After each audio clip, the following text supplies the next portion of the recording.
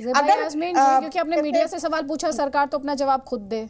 आपने मीडिया से सवाल पूछा ना मैम, मीडिया वो दिखाता है जो होता है। बताइए। लगातार पॉलिटिकल बयानबाजी हुई है, अभी सैयद असीम वकार आएंगे, आप देखिए असदुद्दीन ओवैसी के स्टेटमेंट्स आए हैं लगातार, ऑलमोस्ट एवरी डे एक स्टेटमेंट आया है असदुद्दीन ओवैसी। सुन लीजिए, अभी आपने सवाल पूछा मैम, तो जवाब तो ले लीजिए, जवाब ले लीजिए।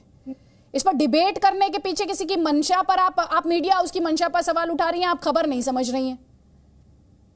क्या बात कर रही है मैम? अरशद मदनी ने स्टेटमेंट दिया है, मीडिया हाउस ने स्टेटमेंट दिया है। देखिए, जो स्टेटमेंट्स आएंगे क्या उन पर बात नहीं होगी क्या ज़ेबा जी?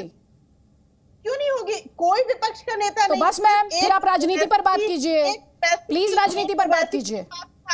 नहीं, आप हर मुद्दे पे ओवैसी जी का बयान हर स्टेट के लिए क्यों लिया जाता है? भाई वो जहां है वहां के लिए लिया जाए। मैम आप क्या मत कीजिए ना। अच्छा, जो आप बोल दीजिए, समाजवादी पार्टी अखिलेश यादव का स्टेटमेंट आप बोल दीजिए, मैं उस पर भी डिबेट करूंगी। बोलिए आप। अखिलेश यादव, उनका सीधा कहना है कि भाई जो भी जनहित में काम हो रहा है हम उसकी प्रशंसा करेंगे, लेकिन एक कम्युनिटी को टारगेट करके अगर आप काम करेंगे और उसी पे डिबेट करेंगे तो उसका डिबेट में उस बात पर होती है जो स्टेटमेंट है। जो डिबेट हो रही है वो स्टेटमेंट्स पर आधारित है और राजनीति पर आधारित है। मैम आप डिबेट क्यों हो रही है इस पर सवाल ना उठाइए। आपको सरकार के डिसीजन पर सवाल है तो आप वो बात यहां पर रख सकती हैं। नहीं, अगर आप कह रही थी डिबेट की शुरुआत में कि हर इंस्टीट्यूशन का सर्वे होता है, स्कूल्स का होता है और संस्थानों का होता है, तो उस पर भी डिबेट होनी चाहिए, हमारा ये कहना है। तो मैडम अगर कोई कहेगा कि मुझे टारगेट किया, अभी आपने क्या कहा, अखिलेश यादव ने क्या कहा, अभी आपने क्या कहा, आप अपना स्टेटमेंट दोबारा बोल दीजिए। मैंने सिंपल कहा कि समाजवादी पार्टी कहती है आप सबको एक नजर से देखिए, सबका सर्वे करिए, सबका रिफॉर्म करिए, सबका उद्धार करिए, लेकिन किसी एक को टारगेट करेंगे तो ये जनता को भी अच्छा नहीं लगेगा और विपक्ष भी। तो अभी आपने क्या कहा, एक कम्युनिटी को टारगेट किया जा रहा है, कहा आपने क्योंकि डिबेट एक ही पे हो रही है। हाँ मैडम, बस एग्जैक्टली, ये मैंने नहीं कहा, ये आपने कहा, ये आपने कहा, मैंने कहा, ये आपकी पार्टी के नेता का बयान कह रही है मुझसे, और इसीलिए डिबेट हो रही है, इसीलिए डिबेट हो रही है। तो डिबेट क्यों हो रही है इस पर फोकस करने की बजाय अगर इस पर सियासत जो है आप उस पर फोकस करेंगे ना ज़ेबा जी, तो बेहतर रहेगा। ज़ेबा जी बेहतर रहेगा कि आप राजनीति और ये डिसाइड ना करें कि असदुद्दीन ओवैसी के किस स्टेटमेंट को उठाना है और किस स्टेटमेंट को नहीं उठाना है। ये आप मत बताइए, मीडिया को मत सिखाइए, ठीक है? मुझे पता है ये ट्रेंड बनता जा रहा है कि पॉलिटिकल पार्टीज आजकल मीडिया को ज्यादा सिखाना चाहती हैं। जनता की अदालत में जाइए, जनता को समझाइए और जनता से सपोर्ट लीजिए ज़ेबा जी, और मुद्दे पर आ जाइए। अगर आपके पास कोई पॉइंट बचा हो इस मुद्दे पर सामने रखने के लिए तो मुद्दे पर बात कीजिए प्लीज। अदिति देखिए, बुरा लगना आपको स्वाभाविक है क्योंकि चैनल जब असल मुद्दों पे बात नहीं करेगा तो मैडम मुझे बिल्कुल बुरा नहीं लग रहा, मुझे बिल्कुल बुरा नहीं लग रहा। मुझे इस बात पर बहुत ही दुख हो रहा है कि एक पैनलिस्ट को ये नहीं पता कि डिबेट होती क्यों है। एक पैनलिस्ट अगर ये नहीं जानता और वो इस डिस्कशन में बैठा है कि डिबेट क्यों हो रही है और राजनीति को एड्रेस करने की बजाय जो कि उस डिबेट का आधार है वो आकर ज्ञान देने लगेगा, मैम ज्ञान देने लगेगा, तो मुझे बुरा नहीं लग रहा, मुझे बुरा नहीं लग रहा, मुझे बिल्कुल बुरा नहीं लग रहा। जनता को शायद आपके लिए बुरा लग रहा होगा उस समय, जनता को शायद आपके लिए बुरा लग रहा होगा। मुझे ये सोचकर इस वक्त मैंने आपको जवाब दिया क्योंकि आप मीडिया से सवाल पूछ रही थी। कोई बात नहीं मैम, आई नो आजकल राजनीति का नया फेवरेट जो है वो मीडिया ही है। आजकल राजनीति का नया फेवरेट बीते कुछ सालों में मैंने देखा है मीडिया ही है। अगर मन की बात ना करें तो मीडिया में ही खोट है। तो ठीक है, आप इलेक्शन मीडिया को ही टारगेट कर जीत लीजिएगा, कोई बात नहीं। सैयद असीम वकार हमारे साथ है, IMIM के प्रवक्ता है। ज़ेबा जी को शायद आपने सुना नहीं, सैयद असीम वकार ये कह रही थी आप असदुद्दीन ओवैसी के स्टेटमेंट को इतनी तवज्जो क्यों देते हैं? वो तो रोज बोलते हैं, उनका स्टेटमेंट तो हैदराबाद के लिए है।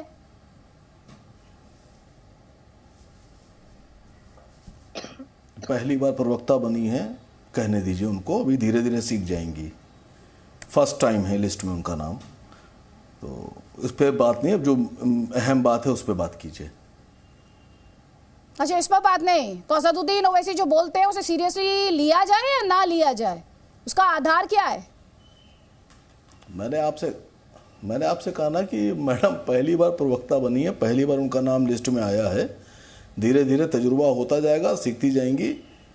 नहीं, लेकिन ये तो समाजवादी पार्टी भी कहती आई है कि IMIM को सीरियसली लेने की जरूरत नहीं है। तो अब समाजवादी पार्टी का बात मानिए आप, अगर आपको लगता है कि वो सही बोल रहा है। सर मैं तो आपसे आप सवाल का जवाब मांग रही हूँ, आपको बड़ा बुरा लग रहा है सर। मुद्दे पर रहिए ना, जवाब दे दीजिए। आपके लिए मदरसों का जो सर्वे है वो अहम है। सवाल पूछिएगा, हाँ तो सवाल पूछ रही हूँ आपसे। मदरसों का सर्वे अहम है, सर्वे हो रहा है, दूध का दूध और पानी का पानी हो जाएगा, दिक्कत कहाँ है? देखिए, बहुत असल में कोई जिम्मेदार आदमी नहीं बैठता आपके चैनल पर बीजेपी से जिससे मैं सवाल पूछ लूं। सवाल यह है कि मंत्री जी ने कहा कि जो अनियमितताएं हैं, जो अवैध पैसा आ रहा है, उस अवैध पैसे का सर्वे करेंगे। आप चेक कीजिएगा तो उत्तर प्रदेश नहीं, पूरे भारतवर्ष में जितने मेडिकल कॉलेज प्राइवेट हैं, इनमें करोड़ों रुपए में सीटें बेची जा रही हैं, वो भी पैसा अवैध है। जितने बड़े स्कूल हैं, मैं नाम नहीं लूंगा किसी का, 4-4, 5-5 लाख रुपए एडमिशन के लिए ले रहे हैं, वो शो नहीं करते हैं, वो भी अवैध है। मुझे बनाइए जिम्मेदार, मैं भी उसका सर्वे करने को तैयार हूं। यहां तो सब कुछ अवैध ही है, कौन वैध चल रहा है? उत्तर प्रदेश में इतना कानून का राज है, और जितनी बिल्डिंग 4,000, 5,000, 6,000 स्क्वायर फीट पे 5-5, 6-6 मंजिला खड़ी हैं, उनका किसी का नक्शा पास नहीं है, किसी का नक्शा पास नहीं है। अगर होगा पास तो राजनीति छोड़ दूंगा। 6-6 फ्लोर की, वो कैसे, क्या वैध तरीके से बनी हुई? अच्छा एक सेकेंड, सर्वे क्यों नहीं कर रहे हैं? ना, मैं आपसे जो सवाल पूछ रही हूँ मैडम, मैं अवैध की नहीं। अरे मैं भी अवैध पर आ रही हूँ, आपका सब कुछ अवैध है, तो आप मान रहे हैं? तो आप मान रहे हैं कि मदरसे अवैध हैं, ये कह रहे हैं आप मुझसे? नहीं, मैं आपको अवैध चीजें बता रहा था, कहां से अवैध ना, मदरसे पर रहिए ना, कहां से सरकार मदरसे पर बात करना इतना मुश्किल है क्या?